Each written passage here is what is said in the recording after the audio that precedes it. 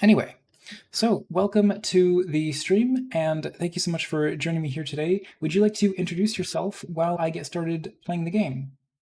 Sure, yeah. Well, thanks for having me on. It's great to be back for another game jam.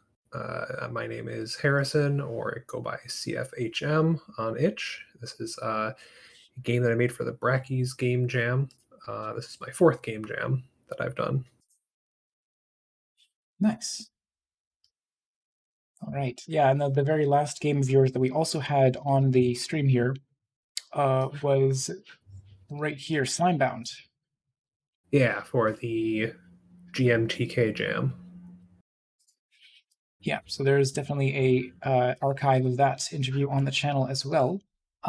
So can you talk a little bit about your inspiration behind this game? Yeah, so Can Hippos Achieve Outer Space? The theme for Brackies was uh, Let There Be Chaos. And I I thought that that was a pretty narrow theme that a lot of people were just going to go for. Let's have chaotic, random, sporadic gameplay. And so I wanted to try to find something a little bit different. I would try to avoid my first uh, my first couple ideas, and I stumbled upon trying to make up an acronym for chaos. And that's where I just went through a couple different things. There was an iteration that I was almost going to go with caterpillars, um, and ended up going with Can Hippos Achieve Outer Space? That's great. I didn't even notice it until just now, but that's a fantastic acronym. Yeah, All it's a right. little bit goofy, and I like that goofy style of things. Like with my last game, slimes are fighting with crabs because why not? Yeah, absolutely. So yeah, I got 24 coins on my first run, so I see I can spend these on getting various upgrades. Let's see. Okay, so that one's maxed out. This one I can still spend 10 coins at a time, or oh, I see. It costs a scale and 10 coins. Got it. So I think that's the only thing I can afford right now. So I'll do another uh, blast off. Here we go. Yeah, it looks like you also have the Embiggen fuel tank available. Okay. I'll grab that next time around. Hopefully, I can earn a few more coins. How do you actually earn coins? So the coins earned are based on the altitude that you reach, Okay. and it's derived by a very simple formula. It's your one coin earned per 10 feet flown, and then you can improve that using one of the upgrades. All right. Yeah, I saw the mention of that on the HIO page. I just wasn't sure if I would expect to see the coin counter ticking up as I went, or whether it would like tally up all at the end. So that's indeed what happened. Yeah. Yeah, that's one thing I could have done more, was just be more clear about the currencies and where they're going when you get them. Hmm. The currency in the bottom right has a sound effect that ticks up with it.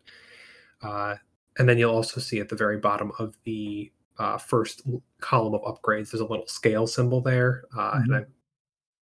that's where your bank is total once you started collecting those upgrades. Okay, nice. And SK Bader's asking, is there an inspiration to this game aside from the acronym? Yeah, I had a lot of feedback about that. The biggest inspiration was well, two parts. One is the older Flash game, Learn to Fly, Hmm. um, where it's sort of like a progressive run system, almost like the precursor to the very popular roguelites, where you're getting a little bit of progress, then you make some upgrades so you can go further, and then more upgrades to get further and further. And I also like incremental games a lot, like Trimps, Synergism, lots of other games out there that I play like that style, where the growth of the numbers is just exponential, to the point that it makes your beginning progress almost meaningless, because it dwarfs it so much. So I wanted to kind of go for something that made your growth exponential, and there's a couple upgrades later on that'll do that. Right. Okay. So I'm starting to get an understanding of how the like scale catcher works. Is that you can crash into a dragon to harvest its scales, but only if you actually have space for it, and that's indicated on the side here. Yes. Yep. All right, yeah. So I think that's definitely something that I figured it out. Um, might have been like, did you get any other comments mentioning? Was that a point of confusion for anyone else? Yep. Yeah, definitely. Um, and I think that's two parts. I think one of it is the text on the actual upgrade screen. It's a lot of text. It's not direct in what it does, and Mhm. sometimes it's hard to read, based like especially if you're not playing full screen. Um, so I think that's part of it, and then the other half is I didn't make it clear that that thing was happening. The action on the screen doesn't match the action of the collection. So the dragon just disappears, and if you're not watching that bottom right corner of the screen, it's not going to be as obvious what's happening. And then again, when those scales disappear and go into your bank on the upgrade screen, it's also not showing that very clearly. So there's room for improvement there. Sure, yeah. I mean, it's getting like conveying that sort of thing is one of the toughest aspects of design. Anytime you're trying to convey like complex UI information, that sort of thing, like especially when you're dealing with multiple currencies and these like Hmm. I'm struggling to think of a better term other than like intermittent mechanics, where it's like you can sort of kill the first dragon you run into, but then not any others thereafter. Um, I guess if it had been mentioned, like now that I understand that about the game, it's a thing that I see is going to keep happening, like going forward. Um, I'm going to keep investing in like more and more things that are going to allow me to collect stuff. Um, but yeah, let's see. One other small point I should mention: when I first started the game, um, and I saw these upgrades in green, and then the next ones in orange, I assumed that the orange ones were locked, and I was missing something that I couldn't unlock them yet because I didn't realize they were just going to Oh, be color coded. that's interesting. Yeah, I didn't get that feedback before. That the color coding was part of my 11th hour polish on the upgrade Mhm. system in general before they were just blank white boxes, and I was like, oh, let's add a little bit of color here. It's good feedback. Yeah, all right. Um, I don't think like yeah, there's definitely like I got it eventually. It's just I had to look carefully at the UI itself to realize like, oh, okay, the things that I require, I actually have those. So it must just be a matter of um these being like different colors and then I sort of realized like okay it's a bit of like a skill tree that these are incrementally unlocking so it's not that these are actually locked off from me um and I'm honestly I think it really just comes down to the fact that these were orange and I think of orange as a color that indicates like I don't know just because it was such a contrast from the green it's such a small Hmm. detail but um anyway Yeah, Escavator also asked if you have any experience in developing in other engines aside from Unity. I do not. No, the Unity is my first. I tried. Okay, I guess it's not fully true. I tried Game Maker Studio Mhm. probably like close to 4 or 5 years ago. The first time I decided that I wanted to make games, and I made like one level of a platformer and then gave up because I got distracted by something else shiny. But other than that, Unity is my go-to. I'd like to learn other things. Unreal seems like it's a very powerful tool, but for now, I plan to stick to Unity. Yeah, absolutely. So I'm curious, which version of GameMaker was that you were trying at that point? I think it was the first Game Maker Studio. I think this was Yeah, I before don't think version 2 was two. out quite yet. Yeah. Um, all right, Excavator, have a good night. Thank you so much for tuning into the interview. And yeah, and sending along your questions. Um, cool. So in general, yeah, once you got back into developing with Unity, that's when it really clicked and you stuck with it? Yeah, yeah. It was actually just a late quarantine project. Decided, you know what, it's enough time to get off my rear and do something, and I found the motivation, and Started back in February, and it's just kind of been a roller coaster since. Nice. All right. So what was your development process like for the game? How did you end up building out the different like the upgrades and the hazards and all that? So I start with trying to get my minimum viable product up as soon as possible. So I started with the rocket controls, Mhm. and then just slowly layered things onto that. The obstacles came after that, then the scrolling background, until I kind of got that feel for it, and then I just slowly tacked things on. The run to run progression was actually done super late in the process, which I think was a mistake. I think I could have polished that a lot more had I started it sooner. Um, but when I implement a new feature, I like to uh, try to make the art for it right away as best I can, Mhm. even if it's going to be placeholder, because it just helps me get a better feel for the game. So a lot of the art here and started as placeholder ended up being final just because I ran out of time. Mhm. Yeah, I mean that's kind of the way it ends up going down a lot of the time. That whatever you have is what you got to submit with. Yeah. So how much time did you spend actually working on the game overall, like over the course of the week? Let's see. That seems like ages ago. Uh, the first day I got a good probably 6 to 8 hours in, and then maybe an hour or two um, each day after until the Friday and Saturday before. It ended at 6 a.m. Sunday for me, being in Yeah. Central Time. So I took off work Friday and then worked pretty much all day Friday and Saturday. Saturday ended up being a 19-hour day, just because Oh I my gosh. yeah, it was a little bit longer than I wanted to. I ran into some pretty bad bugs that really causing me some headaches. Um, just about having information persist between scenes. Um, and then I decided, okay, it's about midnight. I'm almost done here. Let me see if I can get player prefs working. I'd never done saving before, but player prefs seemed like I heard it was supposed to be pretty easy.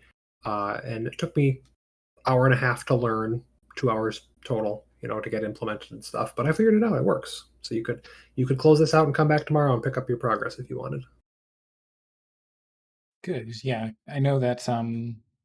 Yeah, like once you get a handle on how player prefs is supposed to actually like save and load data, then like it's a little wonky if you haven't dealt with it before, but Hmm. yeah, it's so are you doing like all of the save data just with player prefs? No, no. There's a separate uh, incremental data asset that keeps track of it, and then it saves the player prefs at certain Okay. points.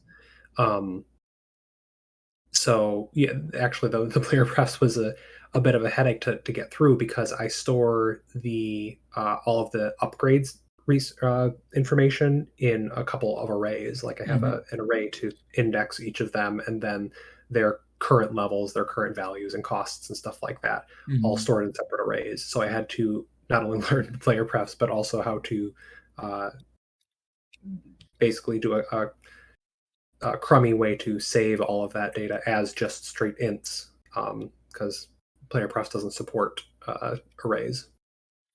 Yeah, you have to make your own sort of like read and write system from it. Yeah, All lots right. of copy and pasting. Yeah. So what how did you actually design the like upgrade system? Is it mostly just inspired by other incremental games or A little bit of that. I wanted to have the idea that you could sort of automate things, and that didn't quite make it into the game. But I wanted to have that like progression of being able to get further and further. So with more fuel and also more fuel efficiency, the way at which it burns, and then also the speed that you increase. Mhm. Um, but the biggest inspiration for the upgrade system was the ability to collect enemies or turn enemies into collectibles. Mhm. I thought that would be a really neat gameplay hook to turn the things that you used to avoid into something that you'd want to run into. Um, and once I kind of hit on that, it turned into almost like a pseudo health system as well. Mhm. You can try to make your runs as efficient as possible and make sure you collect all of your upgrades. Or you can try to avoid the early dragons that are easier to dodge, Mhm. and save those collectibles till later in the run when it might be more difficult, and then you can use them to get through a sticky situation. And that was kind of a fun thing to work out in when I was designing. And then that kind of fueled the rest of it. I was like, okay, if we get four kinds of upgrades, we'll have them unlocked slowly throughout the run, so you can get dragons, then get their fire, then get the brains, and eventually pick up their lightning as well. Yeah, I realize what I should have been doing this whole time is investing in the thing that gives you more money per run that you make. The invested investors. Yeah, that's a that one has actually been breaking the game. I have a couple people who just keep buying it after they reach the soft money cap that I put in the game. Mm-hmm. If you reach, I think it's 99 million gold or something like that, the text will overwrite with just too many, but they'll keep upgrading it, and they'll get the integer overflow error and go into negative, Oh my and gosh. then not be able to buy anything. It's I pretty funny to have remember people sending me screenshots of that, and half the people are like, "Oh my god, this game's broken," and another half were like, "Oh my gosh, I love how chaotic it is. The game breaks itself." well, I do think it's funny because I imagine a lot of people playing these are developers themselves, and it's like, come on, guys, you got to know what happens. There's an integer overflow on the horizon here if you just keep Yep. doubling the number every time. Yeah, and I was aware that Unity had that, Mm-hmm. but I didn't really like think about it too much because I didn't. The way I had balanced the game, you should beat it before you ever hit that. Yeah. Um, but it can happen and does happen, and I didn't account for it. So, lesson learned.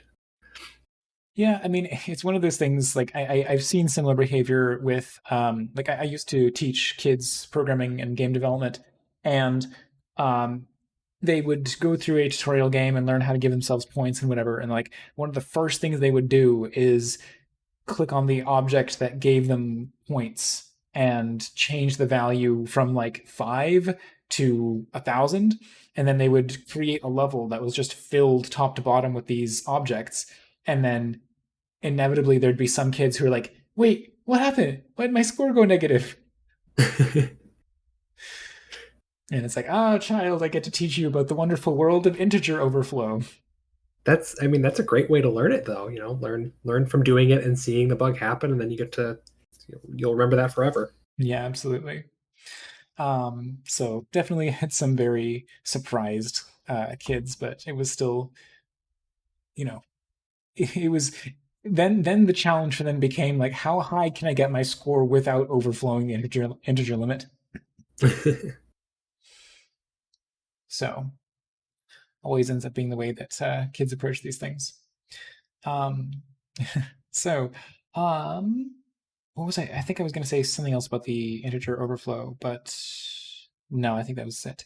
Um, anyway, so can you recommend a useful shortcut or a clever hack in the Unity engine? Ooh, the question ends there. Let me think. What?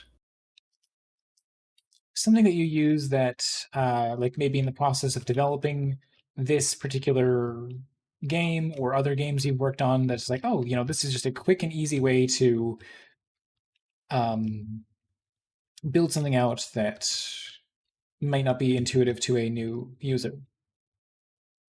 Yeah, that's a great question. I could use a lot of those if anyone's got those tips. I use prefabs a lot. Mm-hmm. Prefabbing everything is super useful. All of these objects that you're seeing come down through the screen, Mm-hmm. the rocks in particular, were prefabbed and then altered little bit by little bit. And then once I figured out where I had them, if I had them where I wanted them, then I just broke them out and re-prefabbed them. Um, I guess if you've not done that before, you can. If you have a prefabbed object in your scene, you can right click it and break the prefab for it or unpack it so it's no Mm-hmm. longer part of that prefab. So you can re-prefab it or make additional changes to it. I found myself using that a lot for this jam. Um, Other than that, no, I can't think of anything that really popped out. I learned a lot while doing this one, but nothing that I would consider a shortcut. Yeah, I mean, like making prefabs and then breaking them for specific circumstances is incredibly useful. So Yeah. totally second that. Um, all right. So, how I about did do you have any do you have any plans for the game going forward? For this one, no, I do not. For typically for game jams, I'll have like a post jam fix ready for it. But I've already started doing other projects, and I don't think I'm going to come back to this one. I like where it's at. I learned what I learned, and maybe I'll come back and polish it up a bit. But that's not on the near to do list. All right. Um, I noticed there are certain like i- there's flavor text for each of the upgrades here, but it doesn't always give me a clear explanation as to what it's doing. Hmm. Like more water horsepower. I'm going faster, but then what does juiced up fuel do? Um, yeah, that that wasn't clear at all. So the different versions of that flavor of text when I thought I had more room were a little bit better, but the juiced up fuel is affecting the burn rate. So the more juiced up fuel you have, the more efficiently your fuel burns, and the more water horsepower is making your altitude raise up faster. That is the other one that will scale infinitely and give you a negative number error if you do too much of it. Okay. Yeah, because I just wasn't like when you have both a increased fuel tank and the ability to reduce the rate of fuel consumption, like those almost seem redundant to me. Like, Yep. Yeah, I totally agree with that. That I tried to put a hard limit on the amount of fuel upgrades that you could get, and then the mhm. efficiency has a little bit higher upgrade and scales a little bit more poorly. Um, so I tried to keep them both relevant throughout, but I agree that it's a little bit uh, doesn't hold up well under scrutiny. Well, I think that was the sort of the main source of my confusion was just like why are these both here when I do understand like in principle what they're doing differently, but I think the fact that they both do something similar is what contributed to my confusion. Yeah. Um, anyway, were there any particular sort of incremental games that were the inspiration behind this one? Uh, the one that I play the most right now is called Synergism, um, and it as far as incremental games go, I think it does the reset tier very well, or the Hmm. ascension style gameplay where you sort of get to a certain point, beat the game, and then it unlocks a new currency, and then you get to that point again and collect that currency, and then it kind of goes through several prestige tiers. And Synergism does that one really well. I don't. I really wanted to have like another type of currency that would let you reset when you got all the way to space and be like, okay, you this mission was a success. You made it in this many times. You get one space rock, and now you can upgrade your ship to go further. That would have been really cool, but that's much more ambitious than what I was able to crank out here. Yeah, I'm wondering, like, just in terms of something else that would have changed the feel of the game. I'm wondering how it would have responded to, like, even like a laser that you could use to blast some of the rocks, the falling rocks out of your way.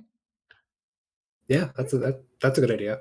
I initially did have a way for you to collect the rocks and have a another set of resources based on the rocks, Hmm. but that didn't make it into the implementation. And with the rate at which you were unlocking stuff, um, I didn't want there to be unlocks still when you were like 15 or 20 minutes into the game. I want you to have beat it by then. Yeah, And of course. the way it was going, you could unlock the ability to collect everything within a couple minutes. And I Hmm. didn't want every obstacle to be um, pointless. I wanted there to be some obstacles you couldn't collect. You still had to avoid no matter what. Yeah, absolutely.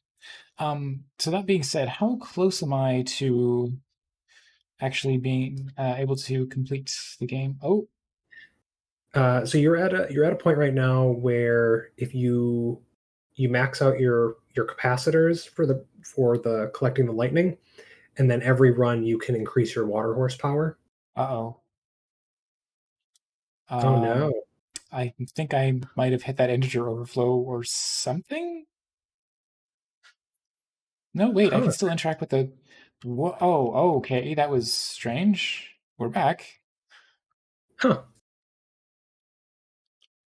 I was like, did I freeze it? I don't see any error messages or anything. It just I clicked on the.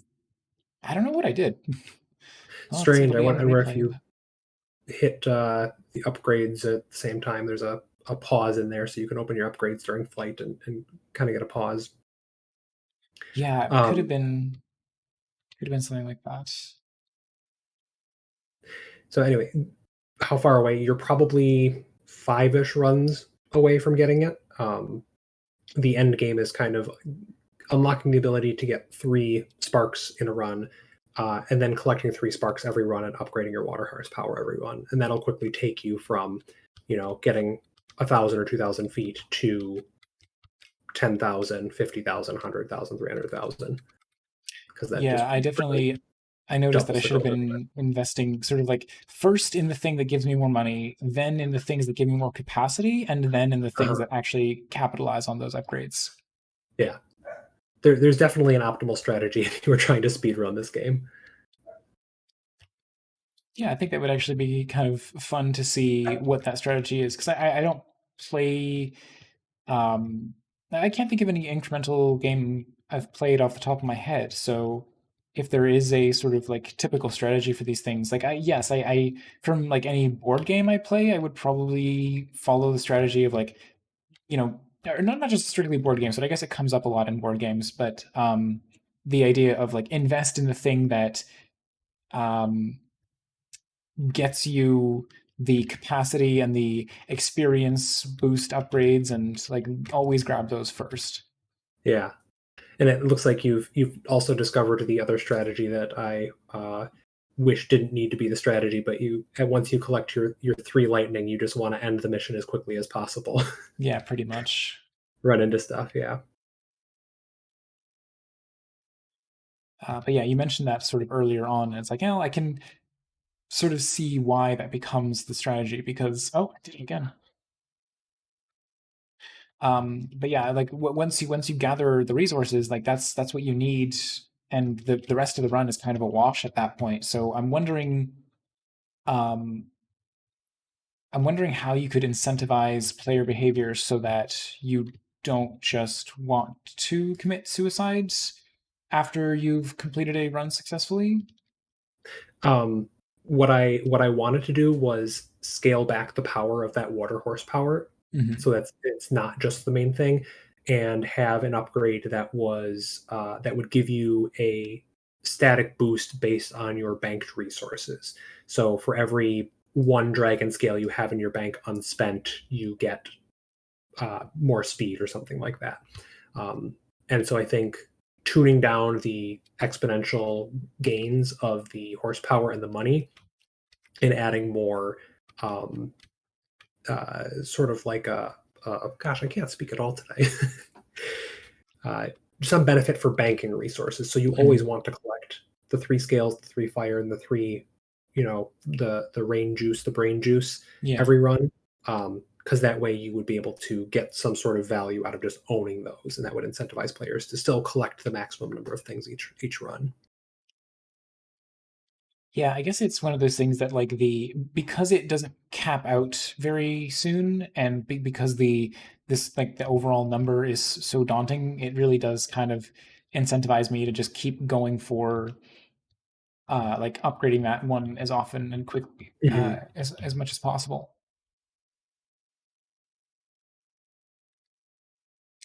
Um, but yeah, I'm so close at this point. I feel like I may as well try and Yeah, go for it. you are real close. It's either this run or the next. I'll actually try and succeed this time in addition to grabbing some of the materials, but it looks like, I mean, there's 100,000. That's a third of the way there.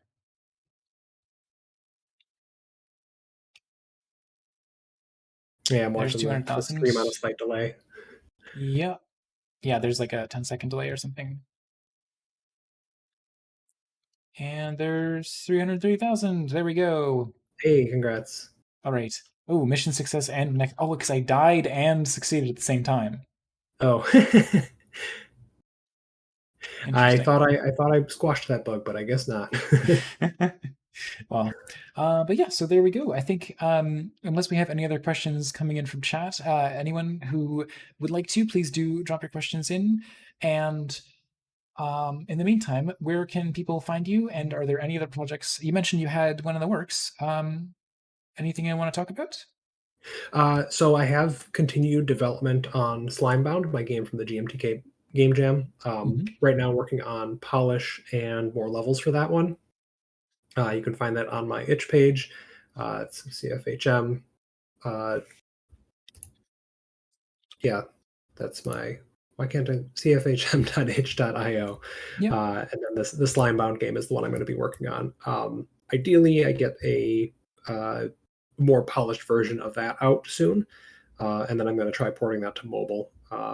Just because my friends and family all love that one, and they say this is your best game. Why are you working on other things? Go work on that. Okay. Well, I've dropped links to all of those in the chat. And yeah, thank you so much once again, Harrison, for joining me on the call. Yeah, thanks for having me, Gabriel. All right. Have a good evening. You too. Bye. Bye bye.